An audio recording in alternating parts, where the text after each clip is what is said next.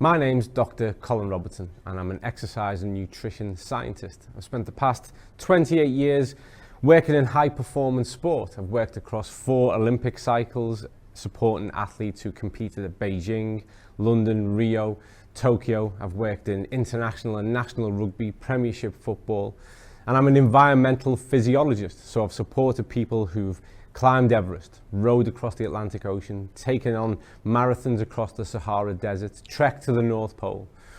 And I've also got a clinical exercise physiology background. So I've supported the rehabilitation and the treatment of people who are undergoing care for cancer, cardiovascular disease, pulmonary conditions, and anything that would typically take a person into a hospital environment. But today, I'm the Chief Product Officer for ZINZINO. And that's a journey that really started about 2 years ago, April 2020, when at that time I was working as a researcher as a part of a health strategy, a national health strategy, which actually informed the city's change in diabetes global health strategy also. And what I was looking at, what I was tasked to address, was the notion of the omega-3 deficiency and what we could do to start to address the fact that even as the World Health Organization have published, approximately 6 billion people on the planet are considered to be deficient in what is an essential nutrient, an essential fat, that omega-3. And I'd diligently gone through the research and looked at what could be the solution to this problem. The obvious solution is that every single person eats more fatty fish, but there is a problem with that. It has to be line-caught, fresh, fatty fish in order for it to be nutrient dense enough to hit the kind of values we need to make sure a person is sufficiently primed with those essential marine omega-3s. The second obvious thing would be to say, well, let's look at the fish oil industry. It's well established, it's global, and that would make sense. But sadly, there was a Cochrane study, a meta-analysis, high-impact peer-reviewed research article 2018, that concluded that the fish oil industry, fish oil itself, simply didn't bring about enough of a change. It was failing in its task. And so as I was preparing this document and I was starting to scratch my head and wonder, well, what is the solution to this? A phone call came through. And it's really rare when I'm working on something, in my study, working away on a task, that I'll answer a call. But this was an old friend of mine, someone who at that time was very high up in an American clothing brand called Under Armour. And we went back a long way, and he gave me a call. And so I answered it. I was looking for a distraction. And as fate would have it, as I answered the call, he said to me, Colin, what do you know about omega-3? And have you ever heard of a company called ZINZINO? And I said, well, funnily enough, right now I currently know quite a lot about omega-3, but no, I've never heard of ZINZINO. And I said to him, but if they're selling fish oil, let me tell you, it won't work. And he said, well, no, I've been told this is different. Now, my friend had had some health issues in the past. And so he'd been recommended by a medical practitioner to take this product and wanted me to verify it because we were friends and he trusted me with regards to my nutritional background to really rubber stamp it and say, yeah, this is going to be something that could help. Now, I don't look at every kind of food that friends of mine ask me to chase up because time is short and I've got a job and a family. But in this instance, because it was omega-3 related, it kind of piqued my curiosity. And I took some time to go and have a look. And this was a moment for me that was a eureka moment because I went onto the webpage, I brought up the product, and the missing piece fell into place. And the simplicity of it was genius, to such an extent that I thought, why did I not think of this? What they had done was reattached what nature intended. But I'll come back to that in a moment. The key part was, for the first time, I'd moved from a position of thinking, what is the solution for this? We've got nearly 8 billion people living on the planet. We know we can't provide this through simple food choices. One, there's a task in getting people to change behaviors. Secondly, there is a whole ecological and ethical issue around that notion of pulling that amount of fish out the sea. And to do that where everyone is single fresh and it's wild and line caught, not going to happen. And we knew that there was an industry that just didn't hit the mark. And then I recognized what the solution was. Further to this, there was a test. And this actually really made me quite cynical. And I started to be quite skeptical, because it's the oldest trick in the book, is that, it's the snake oil industry. What happens is I measure you, you're obviously wrong, something's not working. I give you a solution, and then I measure again and everything's great. And so I was quite concerned that there was this notion of a test. But then I looked at who actually delivered the test. And for someone like me who works in the research arena, global research arena, and at this time I was a lab director myself of laboratories in Greater Manchester, I know the network. And when I saw the name was Vitas of Norway, who are arguably one of the most esteemed, recognized independent labs in the world, who are partnered with the University of Oxford, Cambridge, Stanford, Harvard, who've worked with the NHS in the UK, I thought, this is interesting, because that's a big claim to make. And so in my capacity as someone who is a lab director, I gave them a call. And I said, I've just happened upon a website of a company called ZINZINO, who claim that you independently analyze and report on their dry blood spot samples with regards to the fatty acid profile. To which they said, yes, they're one of our best customers. And that was the moment that I realized that my friend's phone call was quite fortuitous, that it steered me towards something that was very much a workable solution, and something that I wanted to know more about. A lot happened in between. But within those 2 years, I went from really being focused and having dedicated my life to that notion of research and how we can build strategy, to now proudly being the chief product officer of a company that provides a workable solution. But what I want to do is really set the scene, establish why it is we need to consider this, where we are in the 21st century when it comes to our health, what is the case of need, and how we can best address that through food choices, through behavior, through activity and exercise, but also, importantly, through strategic and intelligent supplementation. Right from the start, supplementation should supplement your diet.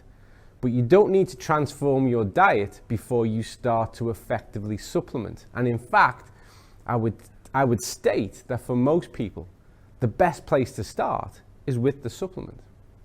But let's go back a little bit further first. 3 years ago, when myself and colleagues like mine discussed preventative care, some of our colleagues who were more medical based, focused, took quite a cynical approach towards that, because the model is simple. Something goes wrong and they fix it. You break something, they patch it up, they help it to repair. You get a condition, you get a disease, you get an illness, they give you a pill, they give you a medication. So you fix things when they're broken.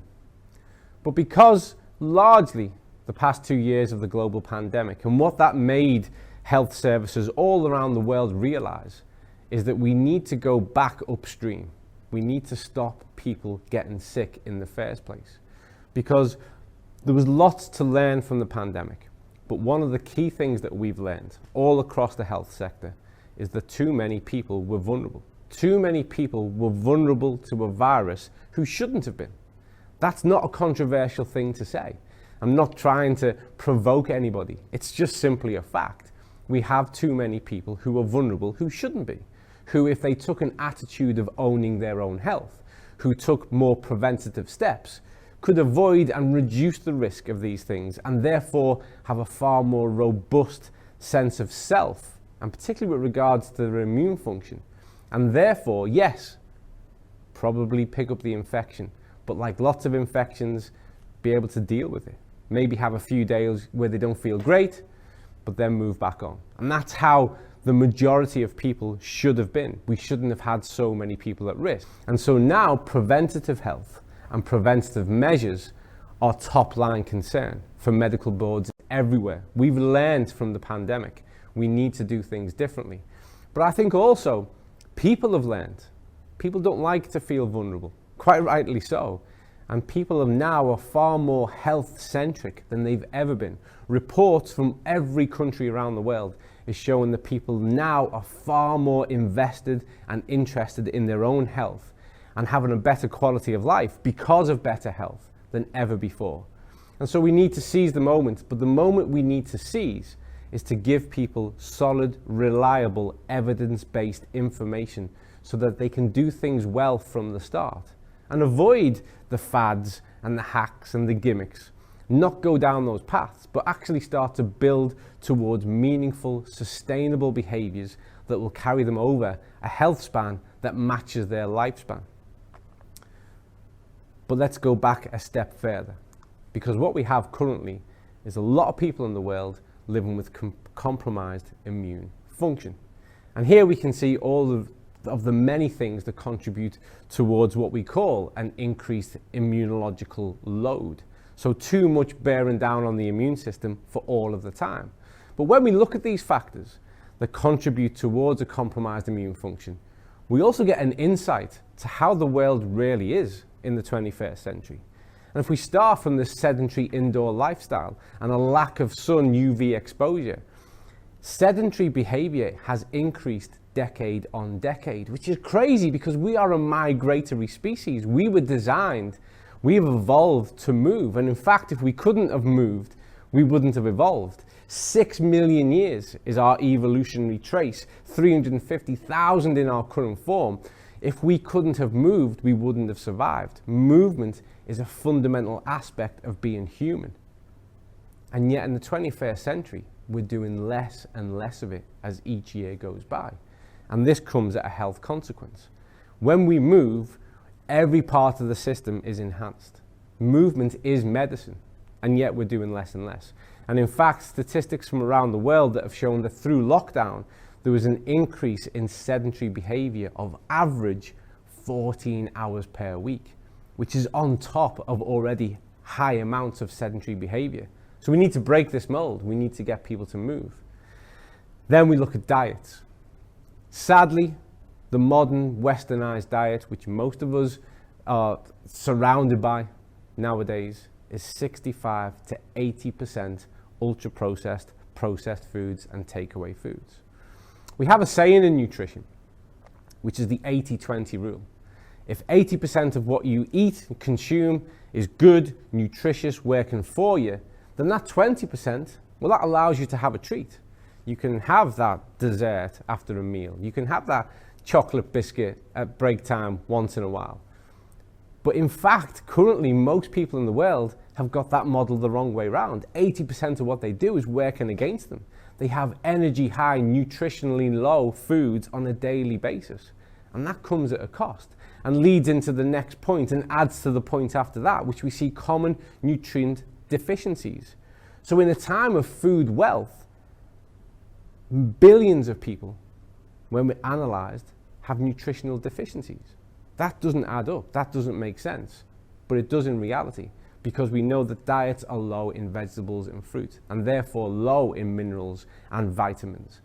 And so we have this complex issue of massive amounts of food availability, but most of what people consume only provides energy and comes at a different type of health cost. Chronic stress. The world is a stressful place, and we're not going to delve into that in this presentation. But not just what's happening globally, the big things that move around us. Life in the 21st century is challenging. It's fast-paced. We're constantly on the go. There is always something demanding our attention. There are standards in place, the way in which we work, the way in which we engage. There are multiple levels that add stress to our day. And this has a knock-on consequence to sleep disturbances. Sleep disturbances and deprivation was kind of one of the pandemics before the pandemic. Year on year, people reporting less and less sleep and less quality of sleep. You are a diurnal species. You are designed to function throughout the day and sleep at night. Sleep is a huge component of who and what you are. When we sleep, the body repairs itself, it remolds itself, we commit things to memory. It has cognitive as well as biological benefits, and it makes us come new the next day. And when we compromise that, we are literally compromising who we are the next day, day in, day out. And this comes at a great health cost once we've been in this cycle for too long. Alcohol consumption It's the #1 used recreational drug in the world. Every single study that has investigated alcohol consumption has concluded that no matter how little you have, a reduction always improves health. But let's remember, life is short, it's a short ride, and we need to add joy to the experience. And this again is not an alcohol counseling session, but I have 2 rules that I think will benefit most people. 1, only drink alcohol when you're in a good mood. That's a primary rule. Secondly, never drink alcohol when you're on your own. If you live by those 2 rules, you're probably going to have a healthier relationship with alcohol, and it will add to the joy of the experience of being alive rather than detract. And the third part I'd say about alcohol is that greater minds than ours have looked into those glasses and bottles and looked for answers and never found any. It's not the place if you've got troubles. So stick to the first 2 rules, only when you're happy and only when you're with friends or family. Age, sadly, is always working against us. As we age, once we reach full maturation, which is approximately age 21, then we start the aging process. Cellular turnover starts very gradually to reduce down. That's working against us with regards to our health. And in fact, some health conditions are called conditions of old age. So we need to consider, are the things we're doing, are the choices we're making, are they advancing the aging process, or are they keeping the aging process at the rate that it should go by? Personally, I'm not a huge advocate of this kind of anti-aging idea. There is some evidence in that area, but I believe the best evidence is whereby we just make sure we age at the right rate. And when we do so, we're in great shape. Let's not contribute towards advancing the aging process. Increased risk of infection when our immune function is compromised.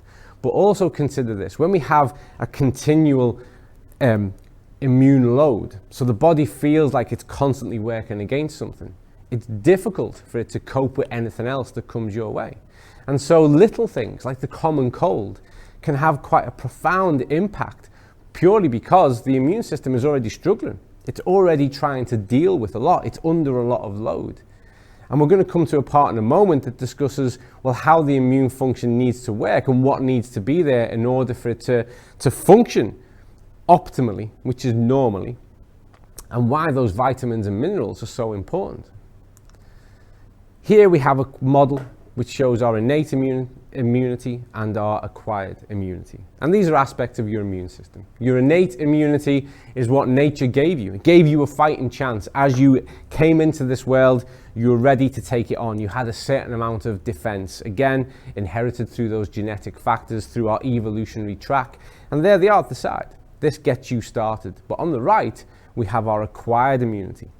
And what influences this is the dirt you play in as a child, the food you eat, the air you breathe, the things that you drink, everything that you engage with on earth starts to shape your acquired immunity. You build up antibodies, responses, defenses through exposure to certain agents and pathogens, things that come our way. But as we look through this and we see that there are T cells and there are B lymphocytes, and we see this real interaction of how things are prompted, stimulated to response in order for your immune system, which is a work of miraculous nature, to defend you as best it possibly can. We realize that there are key parts of this that rely on certain amounts of types of communication. And much of this communication is derived through your diet. This is where those vitamins and minerals come in. So in order for those T cells and B cells, and we're trying to keep this as simple as we can for the purpose of this presentation, in order for those to be triggered, to be stimulated, for them to respond and do what it is they need to do, well, we need to have the letters of the alphabet of the language that your biology speaks with. And let's look at some of those simple aspects now. And these are just some of the basics. And what I've selected here are just some of the top vitamins that I know most people are aware of. So we have vitamin E, we have vitamin D, and we have vitamin C.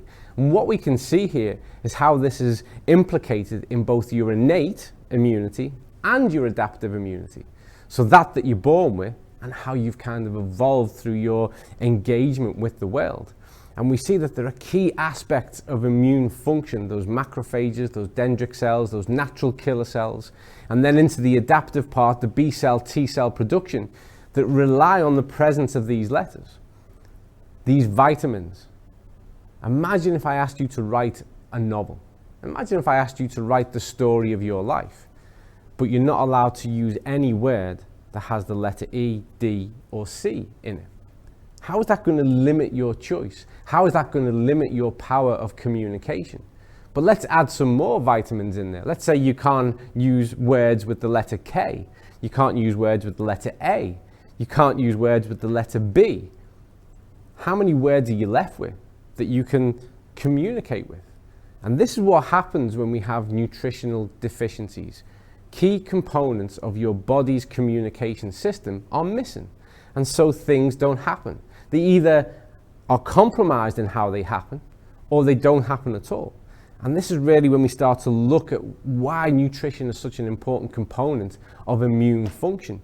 Your immunity, the quality of your immunity, is directly linked to the quality of your diet, ensuring that it is nutritionally served so that you have sufficient amounts to support the normal function of your immune system. It's critical, it's key, but sadly, too much of the conversation around food for the past 80 years has centered on calories, purely considering the energy content and requirements and makeup of a food source, which has a place for sure, but actually that's second to the quality of the things that we eat. Those nutrients form the communication, not the energy. That's a different need and a different set of demands. And so we see here, if we want B cell and T cell production, and these actually work in a way that's really incredibly clever and intelligent. This is like your early warning system. So when you've encountered a type of virus or an illness or a pathogen once, and the body remembers this, builds up an antibody defense, and then has these cells about to detect them should they occur again, to recognize what's going on and respond accordingly and deal with it. So when they're not there, your defenses are down. You are vulnerable to whatever comes next. You are vulnerable to re-exposure, even to something that you've had before. And so sometimes a person can be exposed to a type of infection, but not actually effectively build up a meaningful antibody response, simply because the language of communication isn't there to make it happen. And this is just the basics. It goes far more in depth than this. But let's have a look at the health consequences of a comprised immune function. This is from the World Health Organization. And the reason why I've included the top 13 and not stopped at the top 10, which is more typical, is because the top 10 includes all those things that I would imagine you would expect to see. So we see all-cause death mortality. We see things like type 2 diabetes. And it should be noted that type 2 diabetes is recognized as a pandemic, and it has been for some years now. And the rates of type 2 diabetes are increasing year on year. In fact, in the UK, there wasn't a single reported case of a child with type 2 diabetes up until 2002. And now it makes up to 15% of all new diagnoses. This is a lifestyle disease. This is a lifestyle condition. This is something that preventative health can stop. We can actually put an end to this by making better choices. But what I want to draw your attention to on this list is actually items 11, 12, and 13. And that's why my list didn't stop at the typical top 10, is because when we look at 11, 12, and 13, we see the early signs of a compromised immune system, of compromised immune function. And in my experience, which is nearly 3 decades long now, of operating in the health space, these are the things that people cope with and tolerate for a long time, because our migration towards more severe health consequences doesn't happen overnight. It's not something that happens the next day. It's something that we slowly move towards in most instances. And the early signs, something like body pain, difficulty with physical functioning. And we're not talking about somebody who has a diagnosed condition here or has suffered any kind of physical trauma. We're just talking about the general aches and pains that people experience and limited function. And they think it's normal, and they think it's normal because it's become so common. One of the things I find fascinating in the 21st century is that there are people who leave their home every single day and take with them pain-killing medication just in case they experience pain that day, either for a migraine, a headache, a joint pain, a back pain. They leave the house armed with their own pharmacy. They might take anti-inflammatories, which is, we've seen year on year increase in the amount of people who buy and use those medications. What's also interesting is that we've normalized and we're comfortable that if we go to work or school or the place we need to be and we have a headache or we experience some discomfort and we don't have any, we're really comfortable now asking our colleagues or friends to give us some of their drugs to manage pain. This is not normal. If this had been part of our evolutionary track, I don't think we'd be here. But we've normalized it. We have language that says this is what happens as we get older. It doesn't. This isn't something that is directly linked to age. It's directly linked to behavior. It's directly linked to nutritional, dietary behavior and choices, physical activity, how much we move, and our exercise regimes. That's what leads to this. And also, as we move up the list then, mental illness, another circumstance that is pandemic in its reach. In modern times, when people generally, particularly across those industrialized nations, have never had so much, people have also never been so sad, so unhappy. We have a mental health crisis going on in the world. And this will impact, all of this impacts on this notion of low quality of life. When we have such abundance, and yet people are expressing repeatedly such low satisfaction and low quality of life. So these are the signs that I think a lot of people would do well to recognize. Because the minute we get told about one of the more serious ones, it's diagnosable, people start to react and respond, and actually at that point, we've missed our preventative part. Once it's diagnosed, we're in corrective, we're in medical, it's going to be treated. But if we can start to switch on and recognize and identify those early warning signs, we can tap the brakes and we can start to do something about it. We should see this as empowering. We should see this as the sign that we need to do something different and we need to do something better. And we need to find a solution that's going to work with us and for us and not require us to overnight transform our whole lives. And you know why? Because when people try to do that, they typically fail. Only the minority, let me assure you, only the minority are capable of making whole stock nutritional lifestyle changes and maintaining them. Most people go through a cycle of compliance, failure, dropout, and then they find a different rhythm and try that one. And over time, they get demoralized. It hasn't worked for them. And actually what we see is a continuing spiral into poor health. So what we need in reality, rather than preaching to people about the highest standard of virtues of what should be done if we were perfect, is recognize that perfection is an illusion and we should all work towards improvement. And we should have things that work with us and not demand us to become something that we're not. But we'll come back to that in a little while. So here are some things that a lot of people will say, and I want to take this opportunity to assure you that they're simply not true. Let's ground things. Let's keep things in reality. So here are the fiction that are aligning themselves to nutrition. It's fiction to say that good nutrition will block all illness. That's simply not true.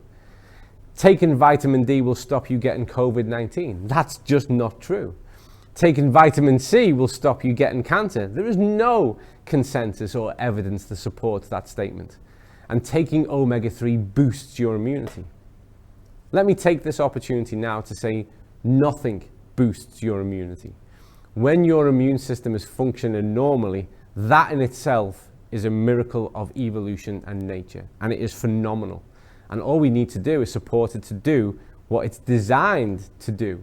We don't need to boost things and use glamorous language. What we need to do is boost the amount of nutrients we have so that it can do its job normally. That's where that language should be used more appropriately. The facts are this: good nutrition helps to prevent non-communicable diseases. So good nutrition is right at the heart of reducing your risk of developing a lifestyle disease. And that could be cancer, cardiovascular disease, type 2 diabetes, There is a whole host of conditions that people think that it's either luck or fate that bring them their way, that simply aren't. We have so much power and influence over what happens there and managing our levels of risk. Taking vitamin D will support the normal function of your immune system, for fact. Taking vitamin C will support the normal function of your immune system, for fact. It's a part of that communication that we discussed a moment ago. The omega-6-3 balance, so omega-6 and omega-3, this balance at a cellular level, well, this optimizes health and allows for the normal function of your immune system. I want to make a case really clear, because I'm concerned that as I discuss omega-3, you might start to think that omega-6 is the bad guy in the situation. It's not. Omega-6, omega-3, 7, 9, these are the essential fats. Think about that for a moment. These are the polyunsaturated fatty acids, the essential fats. So what we mean by that is they're not optional. They're not if you feel like having them. They are essential. Very rare we use that word. We have the essential fats, we have the essential amino acids. Both of these things make up who and what you are. Omega-6 is an essential fat. The problem we have with omega-6 is it overwhelms our diet. We have just way too much of it. And that's because of the processed food capacity to feed our diets, literally. And they use a lot of omega-6s. But omega-6 is really important. If you cut your finger, if you fall over a step, if you have an infection, it's omega-6 that regulates the inflammatory response. It sends those inflammatory markers up, signals for our immune system to start to respond. And what happens, as you can see on this diagram, as you move through, the omega-6s raise the inflammatory markers. The inflammation is an essential part of the recovery process, and this leads to effective healing.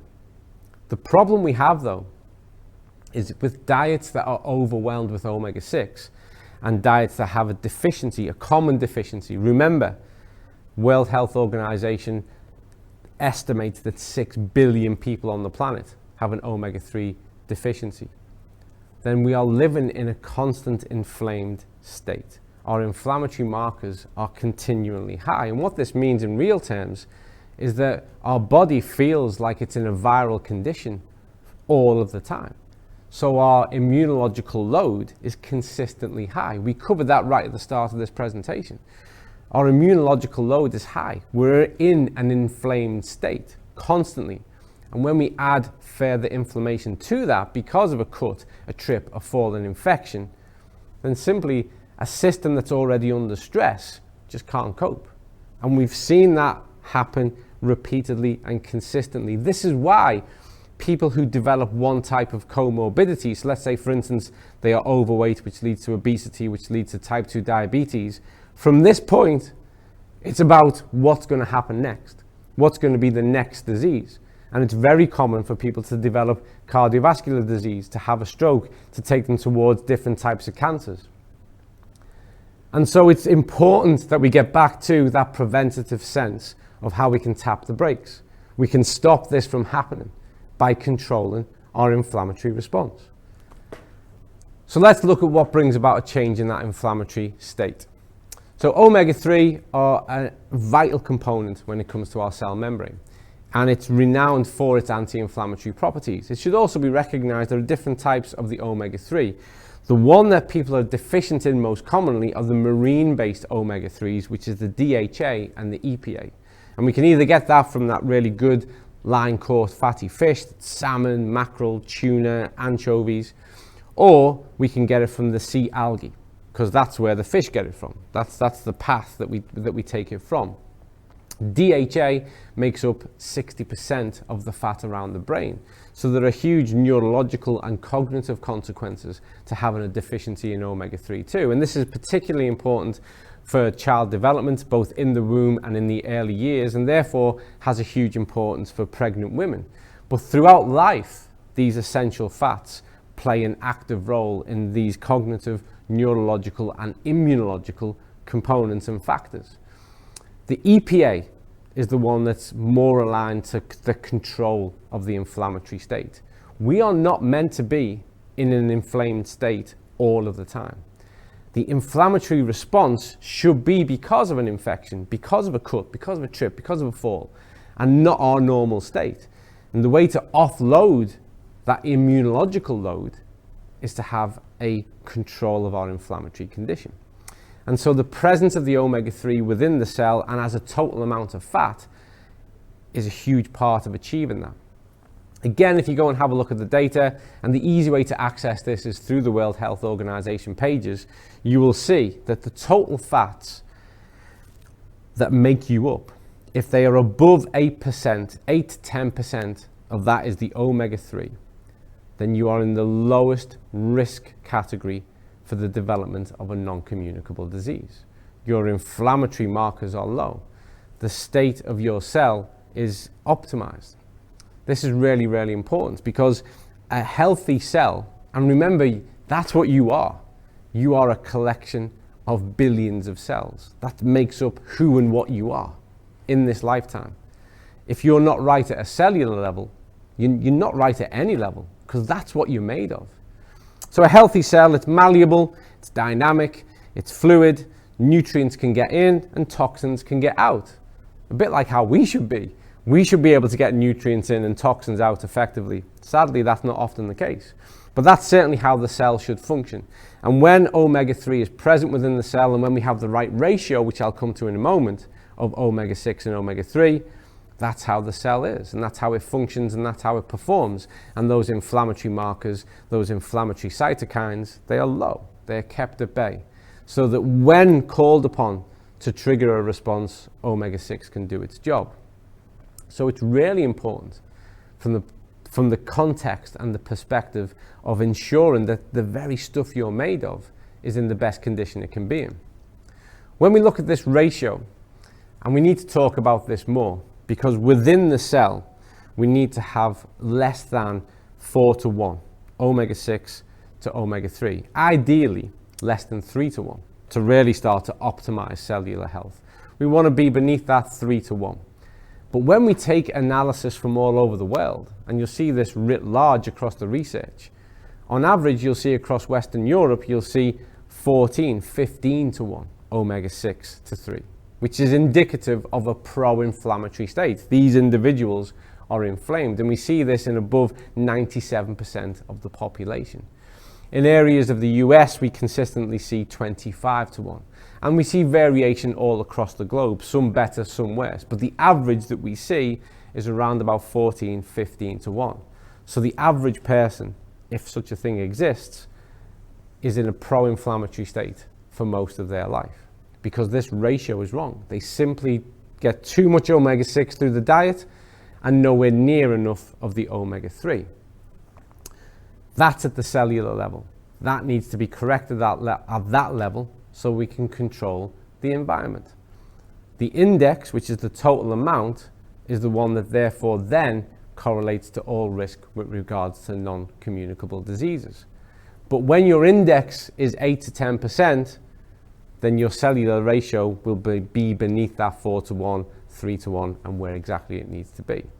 So these work in harmony. The simple fact is, we need to get more of it into the system, because this plays a proactive part also in other immune function aspects, and is a part of that immune communication system that enables your body to do what it needs to do. So it's not just about the cell being able to take on the nutrients and get the toxins out.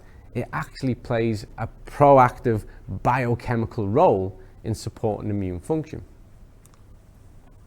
So this brings us to this statement: quality versus quantity. Our bodies do a lot more than just simply burn calories. Our interactions with food shape who and what we are, and the quality of our health is directly correlated with the quality of our diet. Back in the 1950s, the world started to get taught about calories and how to really understand the new food, which was the onset of the processed food industry, which was energy high, nutrient low. And it's only in all reality become more so. And so we've had a world now that has been counting calories for decade after decade. But throughout that time, we've had a world that has consistently every decade become more overweight and obese, that consistently every decade has seen an increase in lifestyle diseases that are associated, directly associated, with a low quality diet. And this is despite our advances technologically, scientifically, medically, through what we can detect. Despite all of that, global societies are getting sicker, decade on decade. And so what we need to do is take personal accountability, because if one by one we start to do things differently, then we can start to do things differently all around the world. But we need to accept this fact. For sure, the amount of energy you consume is important, but that's actually the easy part of the equation.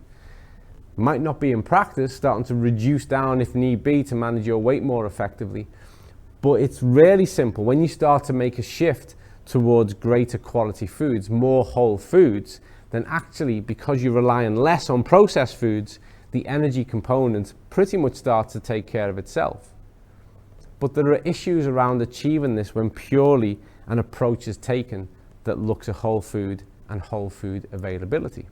And for us, our solution, and it is a solution, and it's an effective and powerful solution, is our health protocol. And it starts with a test. That test I told you about right at the start.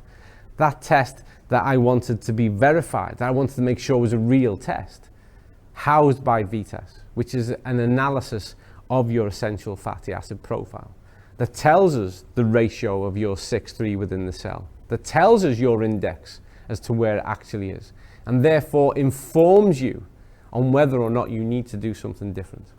Most people do. And the solution for that is the balance oil. And the reason why balance oil works where fish oil doesn't is because of that genius step of bringing it back aligned with nature, reattaching the polyphenol. The virgin olive oil, high phytonutrient, acts as a chaperone, and it's anti-inflammatory. It protects the omega-3 from the air. It compromises omega-3, they start to go off. That explains a lot of the smell. The heat of our body, as we start to digest those foods, compromises it even further. And here we have a protected source of omega-3, the DHA and the EPA, in a powerful anti-inflammatory polyphenol. So you get a chaperone that carries it through so it can be active within the cell. And also, there's not a doctor in the world that doesn't recommend people to have a teaspoon of virgin olive oil every day just because of its anti-inflammatory properties. Well, there it is. And within there is the required dosage based on your body weight of how much omega-3 you need on a daily basis to make sure that your 6-3 is less than 3-1, that your index is above 8%, which means that you don't need to go and find fresh, fatty, line-core fish every single day of the week in order to make sure that you have sufficient amounts.